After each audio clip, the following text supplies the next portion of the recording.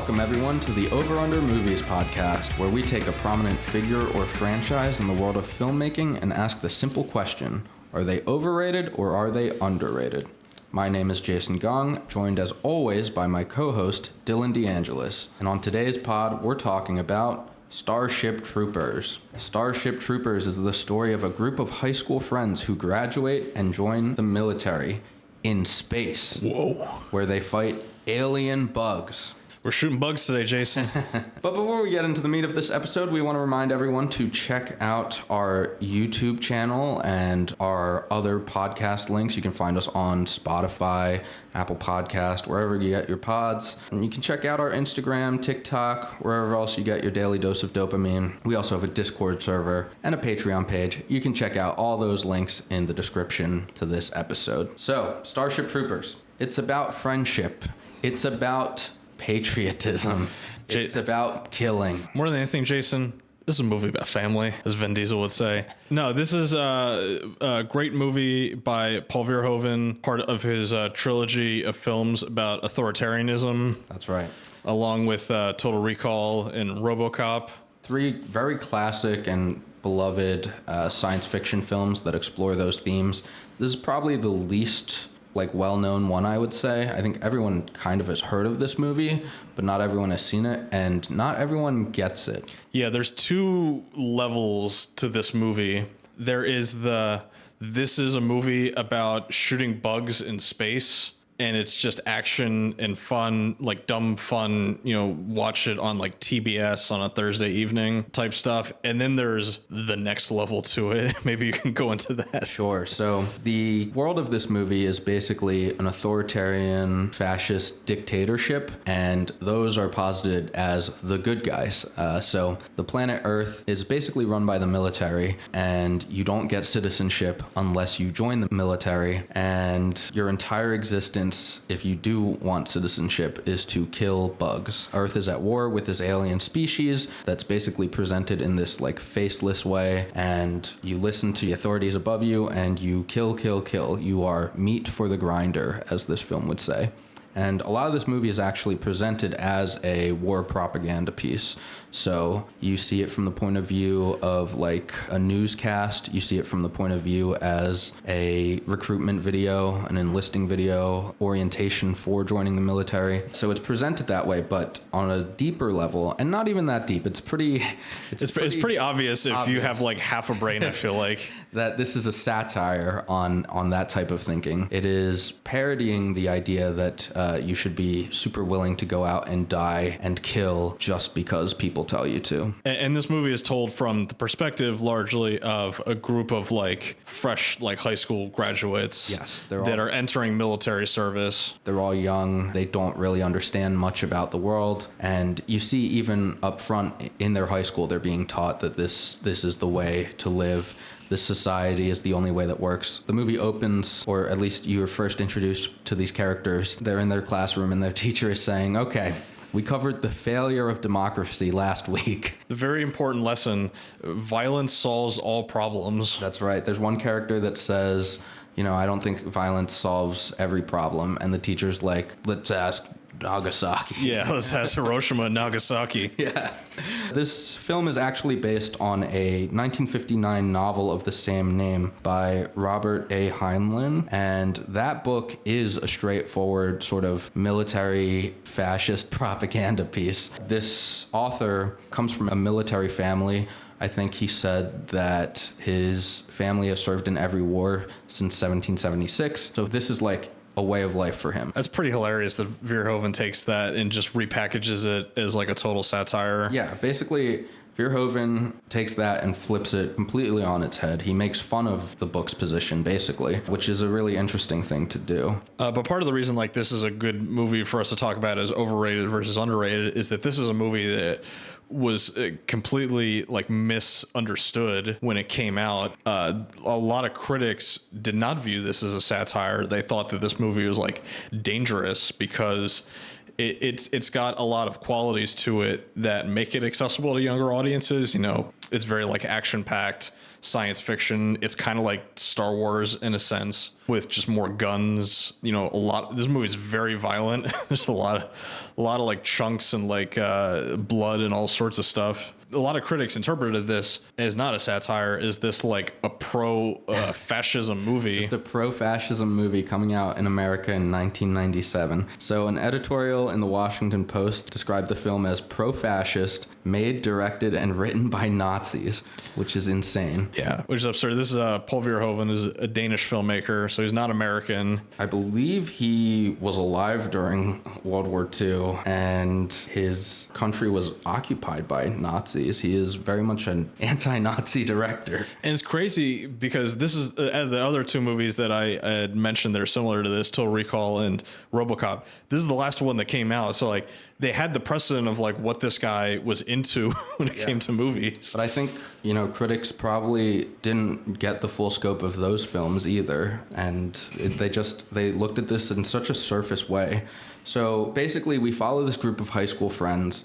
They all want to go into the military for different reasons. The cast is Casper Van Dien as Johnny Rico, Dina Meyer as Dizzy Flores, Denise Richards as Carmen Ibanez, and Neil Patrick Harris as Carl Jenkins. Those are the four main people coming out of that high school graduating class. So Carmen wants to be a pilot because it's her dream. That's what she's always wanted to do. Carl Jenkins, Neil Patrick Harris, wants to join their like psychic division or their battle tactics division. He does not get put on the front line, but Johnny is only going to follow Carmen, and he gets drafted into the frontline infantry. Mobile infantry, baby. Yeah, and Dizzy is following Johnny, kind of. Yeah, it's love triangle. It's like a love quadrilateral with like that other guy that's going on. So this movie was written by Ed Neumeyer, and he originally wanted to create an original science fiction war story called Bug Hunt at Outpost 7. Amazing. And then when he pitched that, I think the producer that he pitched it to was like, you know, this seems similar to a book I read. And they eventually got the rights to Starship Troopers and got Paul Verhoeven on board. But Neumeyer's goal was, from the jump, was to create a hyper-violent war film that was also a melodramatic high school love story. And he kind of nails it. He does kind of nail that. Yeah.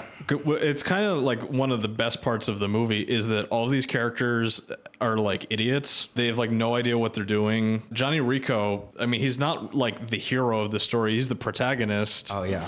We'll get into that. This movie is about a guy like becoming a cog in the machine. It's like him going through that transformation. At the very beginning of the movie, when the teacher is like quizzing them on like, does violence solve all problems? And he like asks an existential question to Johnny Rico, and he's like, well, I don't know. How would I know that? And by the end of the movie, he's completely gone. He's just a grunt at that point. Yeah, I think in the end of the movie, you see them all in a propaganda video for the military, where they're like, I'm doing my part. I'm doing my part. It's a great meme. Yeah.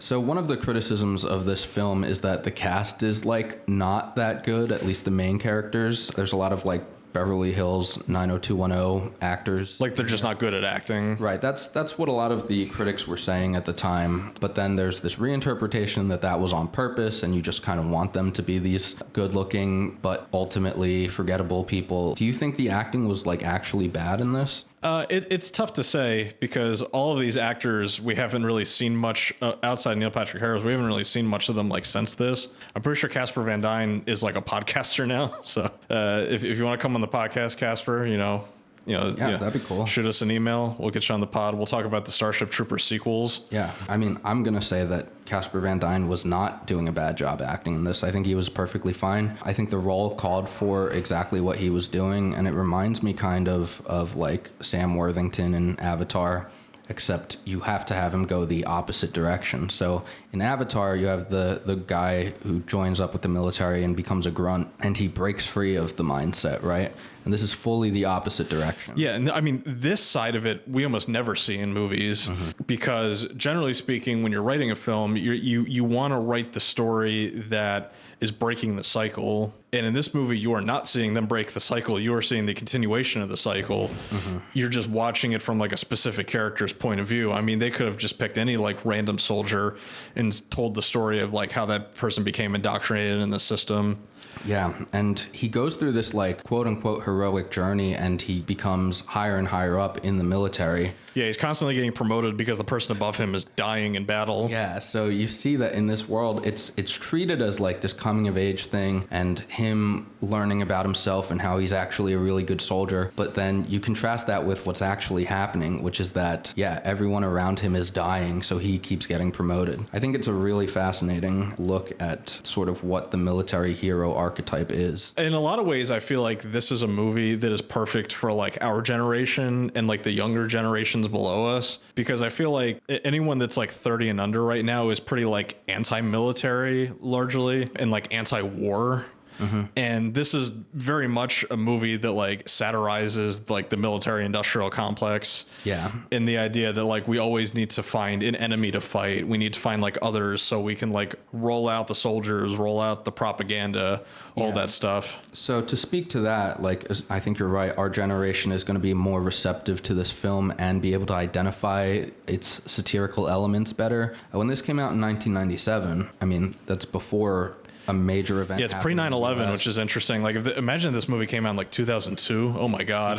This would have just gotten people to enlist if this came out in 2002. We were very pro-war in 2002. Not us personally. We were children. We were in elementary school. Yeah. We're not involved in that. But our country was ready to go to war, was ready to kill people. Yeah, after seeing the results of that, like the results of invading Iraq and stuff, it's a lot easier for us to identify that this movie is anti-nationalism, violence is the solution for everything. It's a funny thing about this movie is that it doesn't give you any indication of like, even if there's like an other side of the coin in this society, it does paint it as like everybody's bought in. In Total Recall, they have that Martian colony where there's like the rich people living on the colony in like the nice areas, but then there's like the slums where they have the aliens, and those are like where the rebels are like trying to like fight from to like gain back like territory and like access like, oxygen. But we don't ever see like the anti-war, anti-military crowd in this Starship Troopers universe.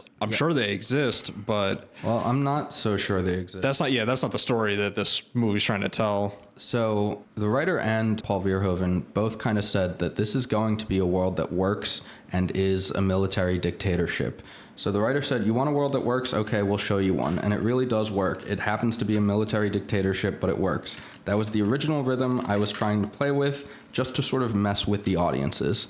So this guy knew that audiences were going to be confused by the tone of this movie and the fact that this fascist world influenced by Nazi propaganda films works. Do you think that maybe, to us, we're saying, oh, it's so easy to see that this is a satire. If you have half a brain, you would be able to identify it. But do you think there are sort of easy ways to miss that that's what's going on here? Like, do you empathize with those early critics at all? Do you think it fails at some level to be a satire? Oh, absolutely. I think like on like multiple watches, you can probably start catching on those things easier. But yeah, if you're only looking at it on the surface level, I mean, that is what this movie is. They're kind of leaving it up to the audience a bit to make their own interpretation off of that. I'm just thinking like I was in ROTC in high school, and I could just imagine like a lot of those like ROTC people that like joined the military like out of high school. They probably do look at this movie as just like a military movie. They look at it like Full Metal Jacket, something like that. Mm-hmm.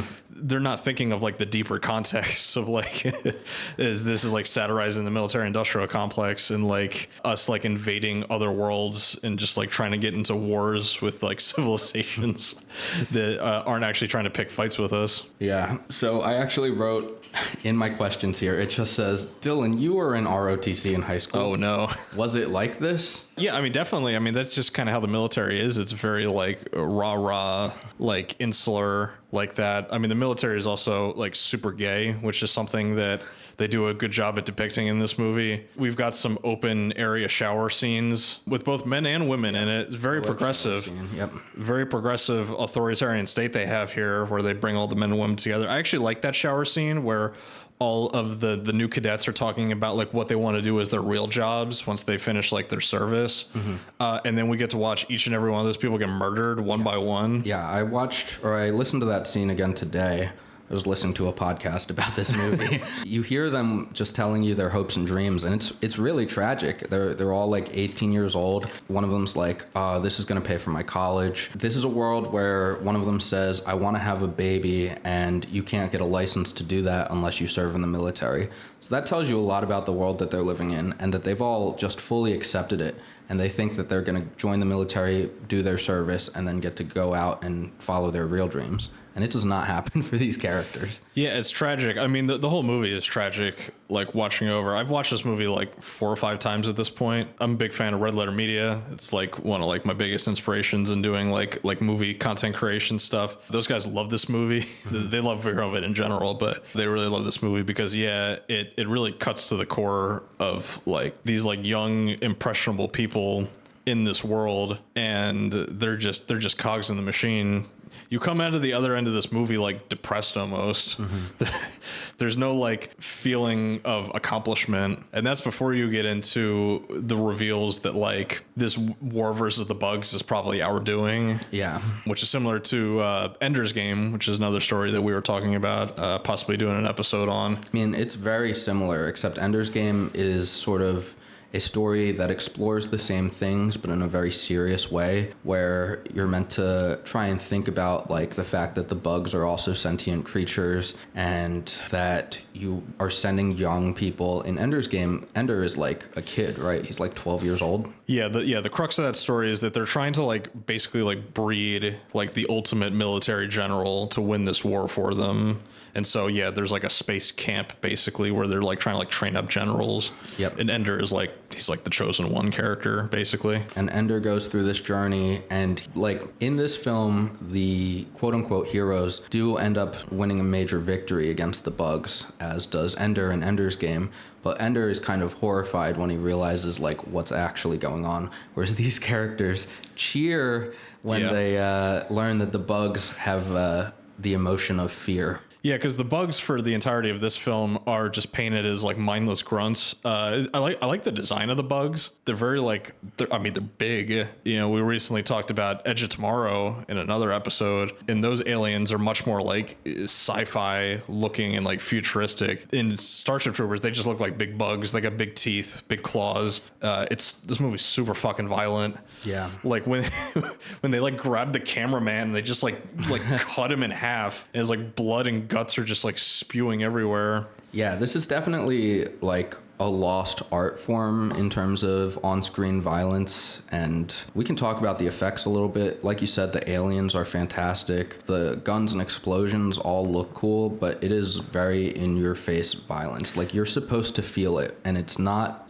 glorified, whereas so much of this movie is glorifying the military in a way to satirize it. Then they shove this violence into your face to show you that this is like not a good thing.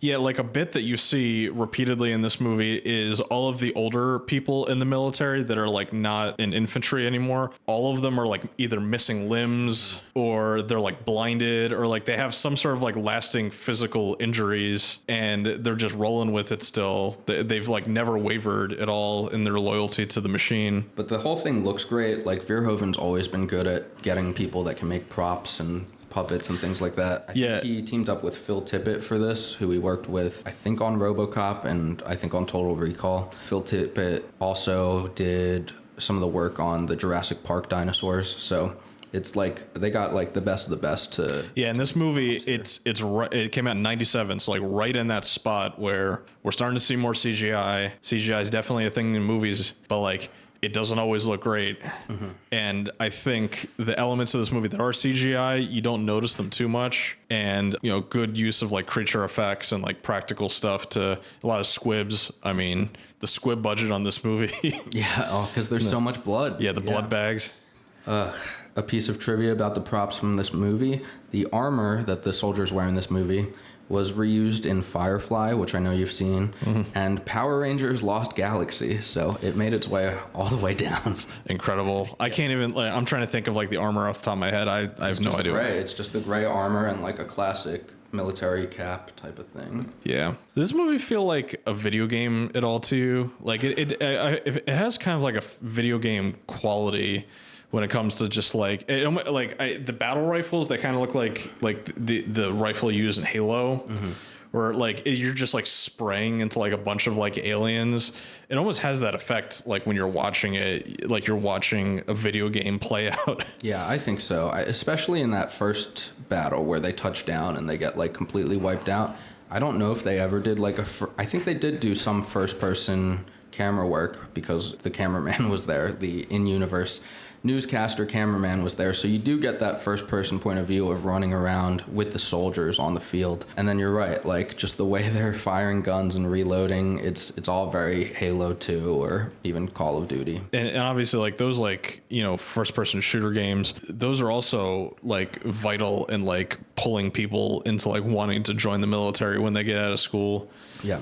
Because they go, I want to shoot guns. I want to kill. I mean, I could imagine like living in this world. Like, I want to kill bugs, especially like early in the movie. They have a scene where like the bugs like blew up a city or something. Yeah. Where Johnny Rico's parents lives. Like they killed his family. So like now we got to go kill the bugs. Now they attacked us. It's like I mean, it's like Pearl Harbor, basically, or 9/11. It's like, oh, you're gonna hit us with that. We're gonna hit you with fucking everything. So yeah, this book that the movie is based on is used as a military recruitment tool. Yeah. This book was in the Marine Corps recommended reading list up until 2020. So when you join the Marine Corps, they give you this list of books that they think you should read because it will make you a better Marine. And this was on that list up until 3 years ago. That's incredible. Yeah. And even with this movie having come out, 20 something years ago, like the book itself still has a real hold over the military industrial complex, where even though there's this satire that maybe overshadows it, the book is still used to get Marines in the right headspace for their jobs. We've been talking a lot about like the fascism and like the propaganda angle of this movie, but you were talking earlier about like this movie also tries to like blend in like teen drama. Mm-hmm. Like, do you think that element of the movie works at all, or do you think that kind of just gets like lost in like the overwhelming like message of the rest of it? I think it actually works great. I think that like the various love triangles are well done. So there's this guy and he's dating this girl in high school, and they're like, oh, I hope we see each other after we graduate, blah, blah, blah, blah, blah. And he literally joins the military to be with her, and then they get shipped off to different parts of the military.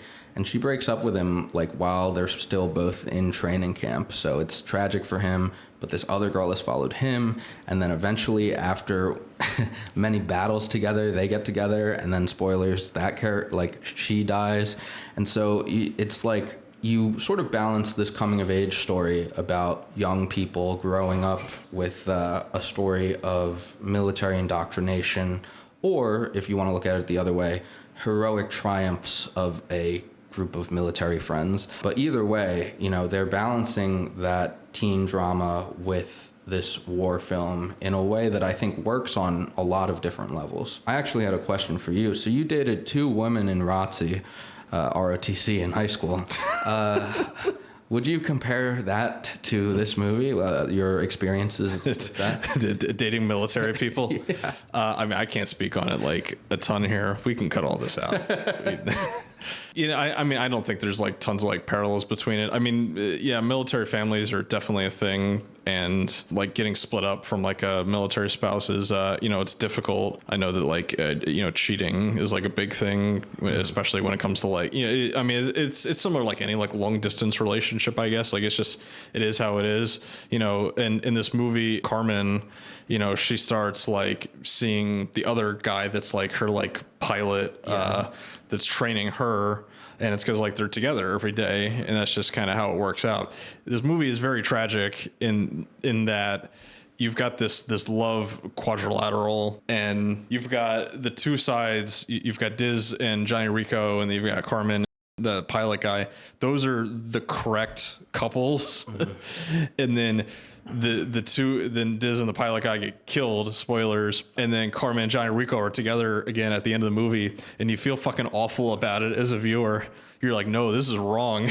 Yeah, there's something about this where, you know, this group of friends from high school all promised that they'll still be friends throughout this war, and then by the time the three main trio get back together, which is Johnny, Carmen, and Carl, who's played by Neil Patrick Harris, they are so far from each other, like mentally and emotionally. Yeah, it should feel like the end of Return of the Jedi, when Luke, Leia, and Han are all together again finally, and they're like celebrating, but the complete opposite. Right. It's like, imagine how bad you would feel to see like a trio of characters get back together. And like Neil Patrick Harris is coming out, and he's like literally in a Nazi uniform. Yeah. They're gonna smash your fucking brains with the hammer that they're going with that symbolism there. I think it's very well done. It is completely beyond me how like professional movie critics were able to misinterpret this to the extent that they did. Yeah. Another thing you said earlier that I think goes with this is that Johnny Rico is not the hero of this story. He's the protagonist. And by the end of this movie, they win this major victory over the bugs by capturing one of their leaders. And it's not Johnny that does this, although he does all of the groundwork for it. Him and his friends are the ones who sacrifice the most. But the person who actually captures the bug leader off screen. And it is a character named Sergeant Zim, played by Clancy Brown. Oh yeah, forgot Clancy Brown's in this. Shout out to Mr. Krabs. So this guy who was like their boot camp trainer, he just shows up at the end and takes all the credit for this victory. He did sacrifice his rank, yeah. He had to go back down to private to be like on the front lines. Yeah, which was kind of a badass moment and line, like when he's like, yeah, they booted me down back to private.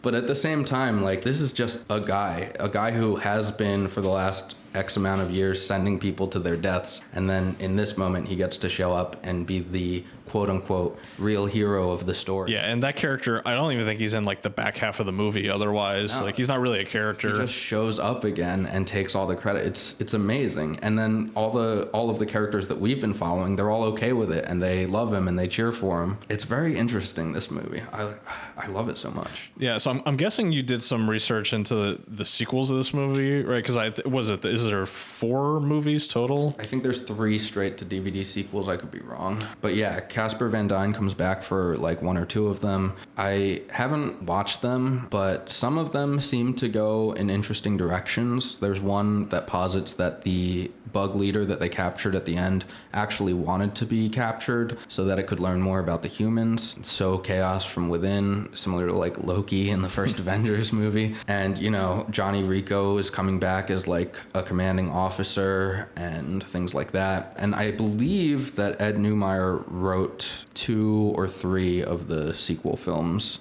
scripts.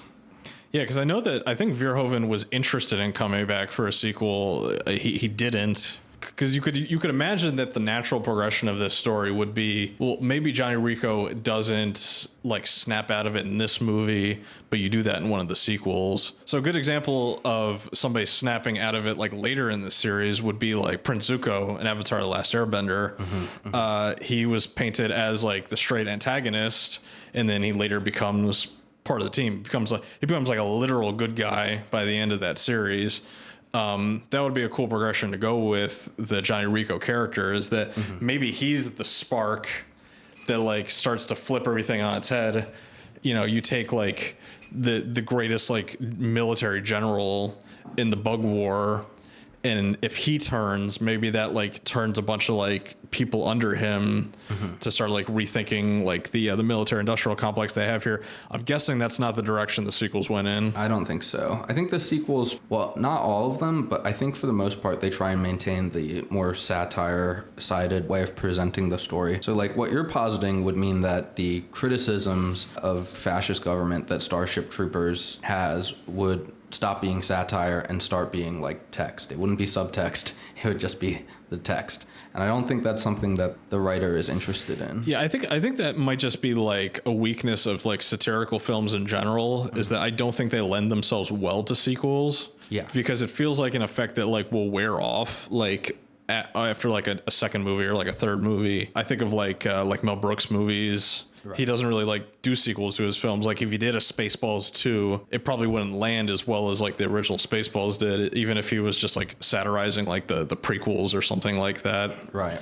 I think of like Scary Movie. I mean, the Scary Movie films, like none of them are good, but as those films like go farther and farther, they get worse and worse. You start off, even if you start off with like an interesting like movie concept, that's gonna like wear off after a while. You need something else to like make the film come off as interesting, especially like a film like this where I feel like a large portion of the audience that enjoys the Starship Troopers movie are probably people like us that are like film people, and they like it for that reason, that it's a satire on these type of films and not because like it's a big fun dumb bug action movie. I should say that if you watch the movie just for that, I think you'll also enjoy this movie. I think it does work on the surface level as well. I think that's part of what makes this a strong film, is that it can do both things. Yeah, I would agree with that. Let's get into how we think this movie is rated in the public consciousness.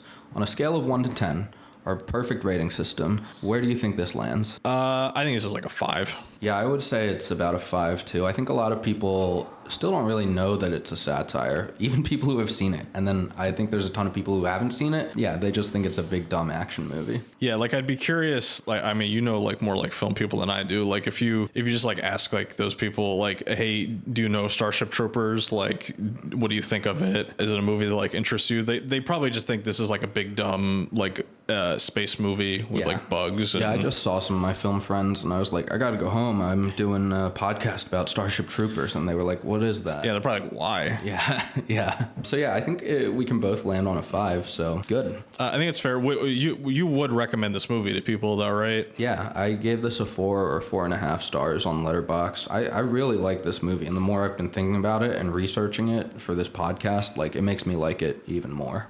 And also, like, some of the elements, we only briefly, talked about this question, but, like, it got criticized for bad acting. I didn't think the acting was bad at all. I thought all of these television actors did a phenomenal job, like, with what they were supposed to be doing. And then, like, all of the, like, older characters, they were played by, like, what I would consider to be, like, A-listers, like Clancy Brown and Michael Ironside. They brought it. Dean Norris from Breaking Bad. Yeah, like, they all brought what they needed to bring to this movie. So I think this works. I mean, I'm going to talk about it soon, but I think this works on both levels, like you said. All right.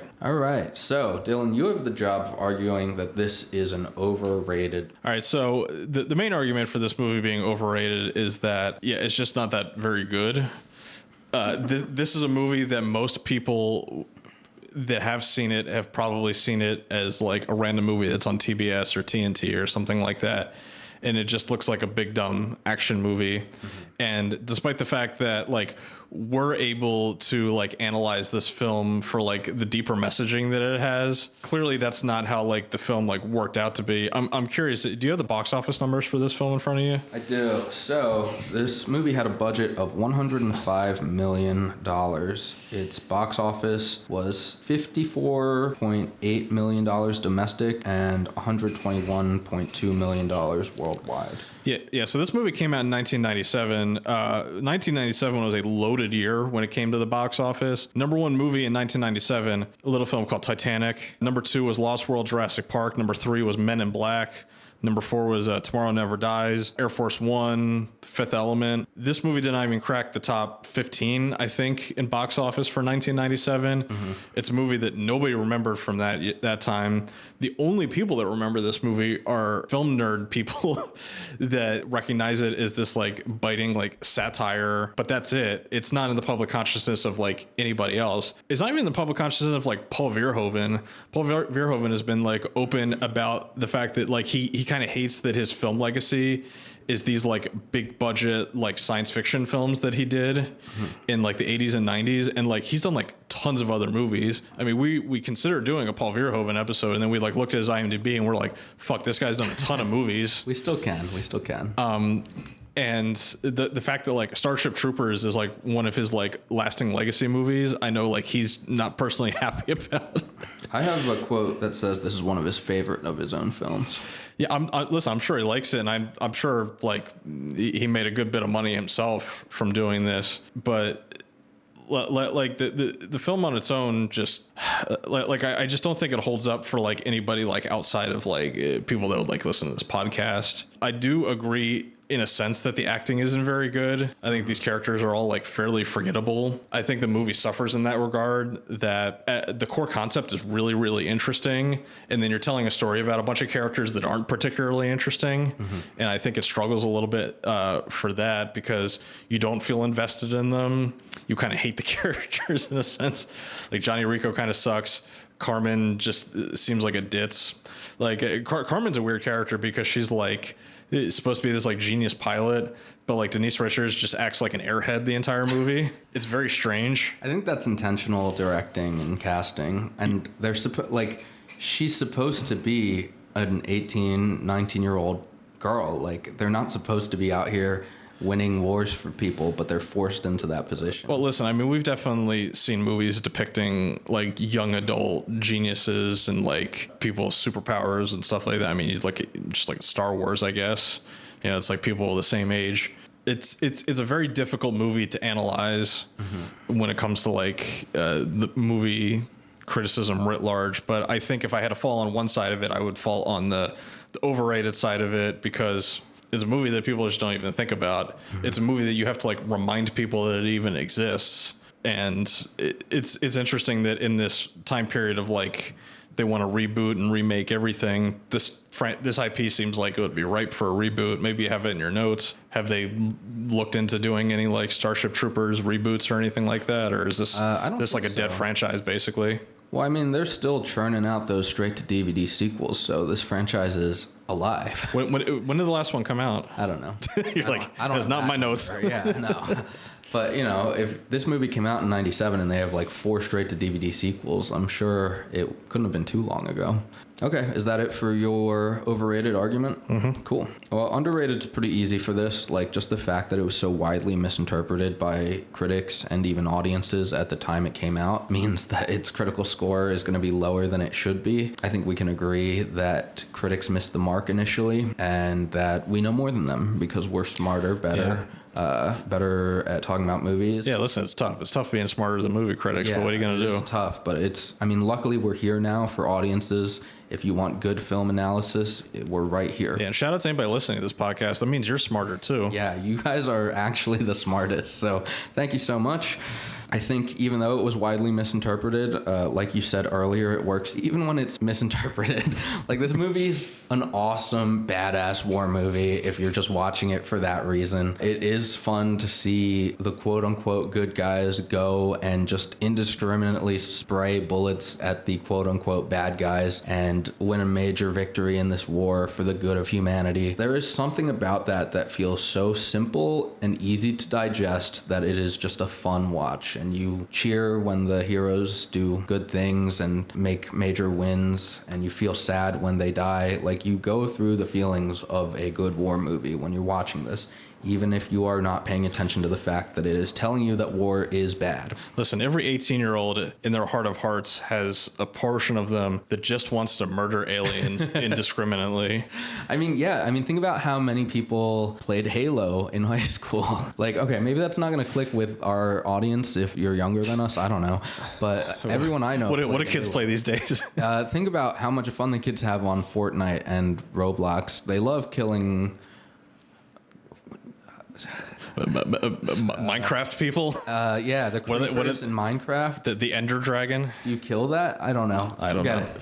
Strike that. Editor, you can cut all this out. And finally, I think the characters are fun and likable and memorable. Like, the idea of a guy joining the military to be with his girlfriend, and these two people truly don't even know that much about each other. They just know that they're young and in love. Like, that's something that's relatable with how stupid you are when you're 18. And I love that for him. It's a good group of friends just going off to do what they think is the right thing for themselves and what they think is the right thing for their planet. And you do end up just rooting for them throughout the movie. Like, you said you kind of hated them. I thought they were great. I wanted them all to live. Out of the 4 people who graduated from that high school, 3 of them did. So I was happy about that. I mean, they could have like zagged and just like killed off the entire main cast like halfway through this movie and did like a reset, and like I would have found that more interesting than like sticking with these same characters. I mean, it's interesting. They do like introduce like a new crop of recruits at one point in this film, and suddenly Johnny Rico is like yelling at them like he's their boot camp sergeant. He's literally 19 and they're 18. Yeah, not much time has passed in this movie. And to that end, this movie is pointing out the tragedies of war, and it's pretty in your face about it. Like, it does make you think about how much suffering is involved and how the propaganda works and can kind of turn these people into cogs in a machine. So there's both like a lot of spectacle in this film that's fun to watch, and there's a lot to think about and to really chew on. So I don't know. I just think there's a great movie. I think it's underrated. I think a lot of people who think it's a big dumb action movie would be surprised at how thoughtful it is. So that's it for my argument. Dylan, what do you think of this movie? What's your conclusion? I do think, like, generally, I would say it's a little underrated. I don't think the movie is very underrated because, I don't know, I just think there's other movies that are good, like, there's other films that are about the military that question the military, and they can do it without being, like, comedic and, like, a direct satire. I mean, there's no shortage of films out there that are about, like, people that are in the military and then some event happens and then they feel like disillusioned afterwards, or like even people that are like in the military but like they're not, their heart isn't fully in it. I think of like Hacksaw Ridge is a really good one that came out recently about Andrew Garfield's playing like a deserter basically. There's no shortage of films that like approach this same topic but they do it differently.